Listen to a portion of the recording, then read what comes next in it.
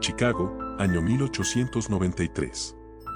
El mundo entero tenía los ojos puestos en esta ciudad. Se celebraba la Exposición Universal, una vitrina de maravillas tecnológicas y progreso. Mientras cientos de miles de personas paseaban por pabellones iluminados con luz eléctrica, a tan solo unas cuadras, en una esquina de Englewood, un edificio oscuro crecía en silencio.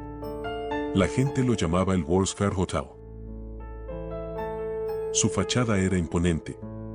3 pisos de ladrillos y ventanas ciegas.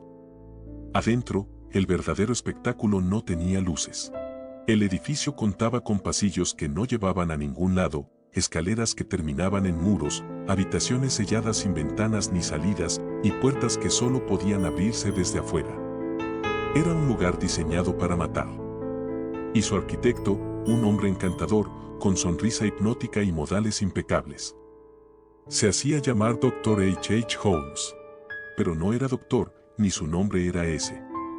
Y lo que escondía ese edificio iba más allá de lo imaginable.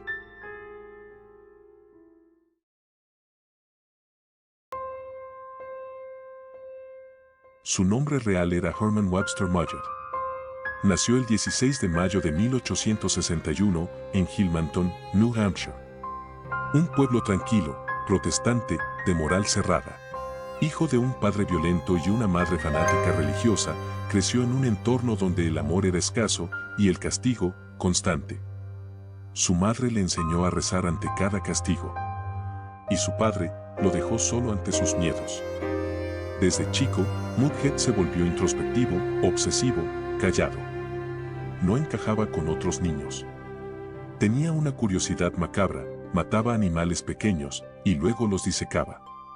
Decía que quería entender cómo funcionaban. Su fascinación por la muerte era precoz y silenciosa. Un día, fue empujado por otros chicos al frente de un cadáver humano por primera vez. No lloró. No gritó, solo observó. Ese momento no lo marcó con miedo, sino con deseo. Mudgett estudió medicina en la Universidad de Michigan. Allí desarrolló 2 talentos, la manipulación del cuerpo y el fraude. Compraba pólizas de seguros con nombres ficticios, robaba cadáveres de la morgue, los mutilaba para hacerlos irreconocibles y luego reclamaba las indemnizaciones. Nunca lo atrapaban. Fue en esos años cuando dejó de ser Mudgett y se convirtió en Henry Howard Holmes. Carismático, pulcro, educado y con una mirada tan vacía como encantadora. Podía convencer a cualquiera y mentir sin pestañear. Engañó bancos, farmacéuticos, viudas, estudiantes. Y a todos les prometía lo mismo. Algo que no pensaba cumplir. En 1886 llegó a Chicago. Una ciudad caótica, construida sobre ambición, humo y ladrillos. Allí encontró lo que buscaba. Una ciudad tan hambrienta de oportunidades, como el de víctimas. Holmes tenía un plan y tenía el disfraz perfecto. Iba a construir un edificio. No solo para alojar huéspedes, sino para desaparecerlos. A simple vista, el edificio que Holmes mandó construir en la esquina de South Wallace Avenue y la calle 63 en Chicago parecía un hotel cualquiera. Constaba de 3 pisos, fachada sobria y ladrillo oscuro. Lo llamaban World's Fair Hotel, y Holmes lo vendía como un alojamiento de lujo para los visitantes de la Exposición Mundial.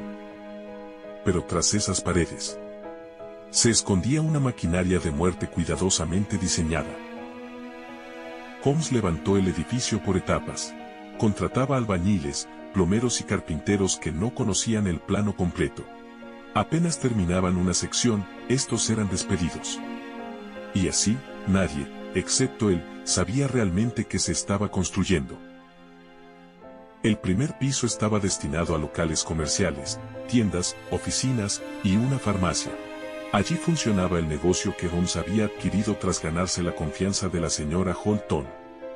Poco después, ella desapareció. Holmes dijo que se había mudado al campo. Pero nadie volvió a verla. Era un rompecabezas secreto. Pieza por pieza ensamblado para matar. Pero la verdadera trampa comenzaba en el segundo piso, un laberinto sin lógica ni misericordia. Más de 100 habitaciones. Muchas sin ventanas. Algunas estaban selladas por fuera.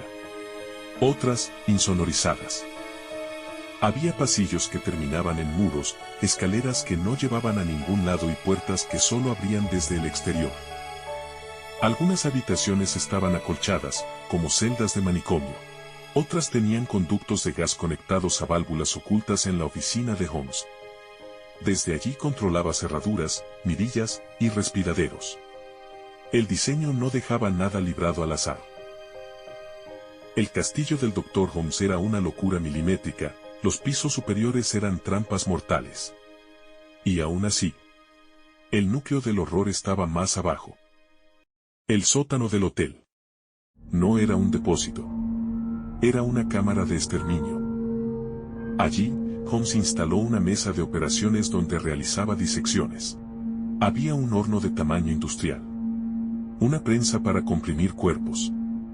Barriles de ácido. Cal viva. Tanques con productos químicos y restos humanos disueltos, calcinados o reducidos a huesos. El sótano estaba ingeniosamente conectado al segundo piso a través de conductos secretos y toboganes ocultos que prácticamente automatizaban la eliminación de los cadáveres de manera ágil y eficaz. Holmes no solo mataba, sistematizaba la muerte. A algunas víctimas las asfixiaba lentamente, a otras las dejaba encerradas sin comida ni agua. Algunas eran disueltas en ácido, mientras que a otras las desmembraba y convertía en esqueletos perfectamente conservados. Estos, luego eran vendidos a universidades o coleccionistas. Sabía química. Sabía anatomía. Y sabía cómo monetizar el horror. No todas las víctimas eran al azar. Muchas eran mujeres jóvenes, recién llegadas a Chicago en busca de trabajo o libertad. Holmes les ofrecía empleo, alojamiento, afecto. Les prometía matrimonio.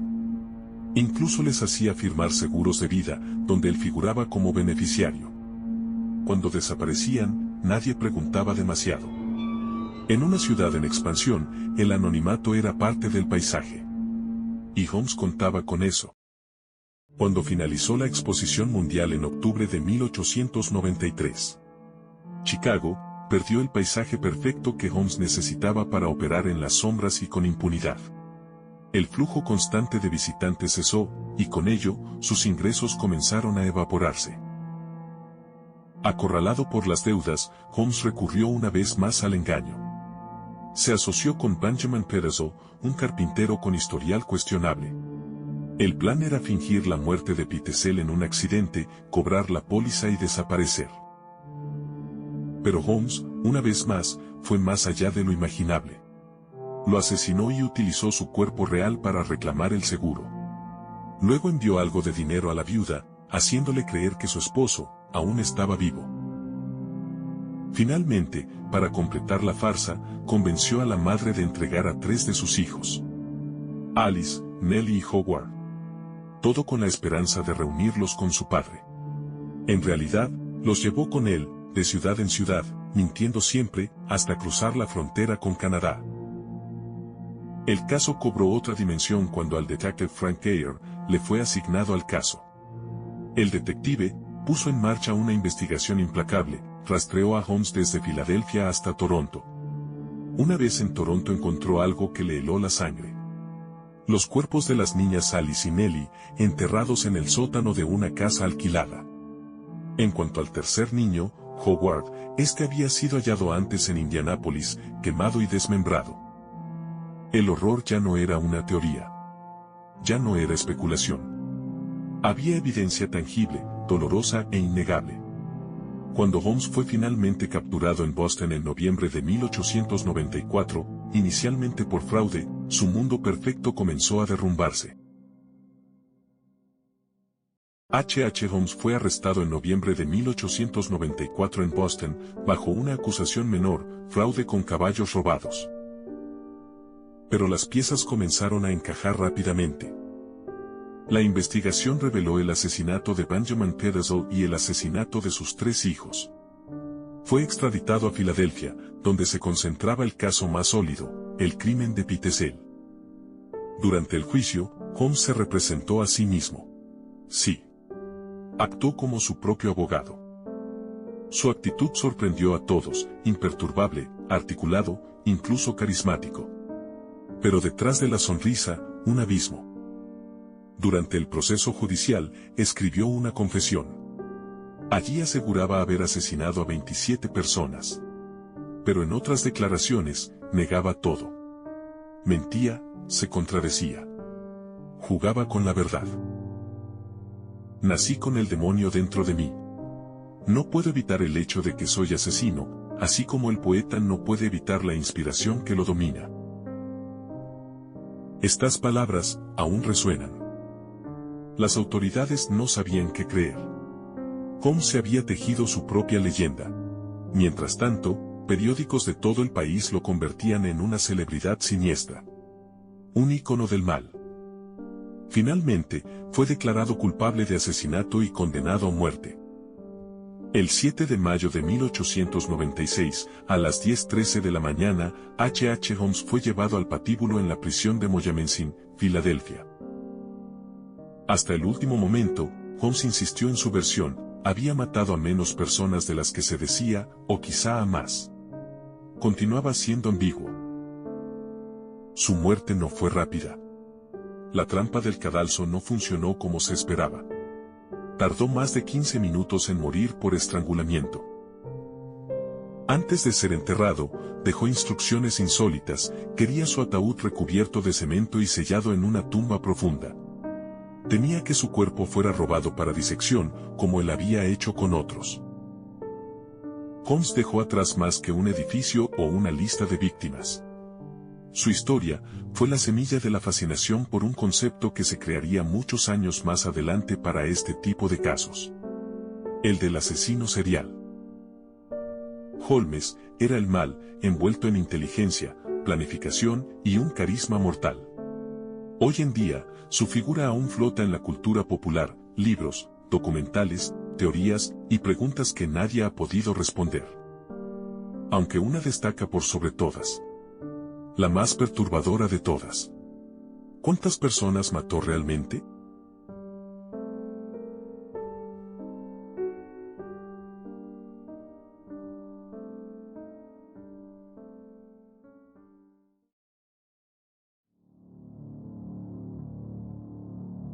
Esto fue Criminal Voices.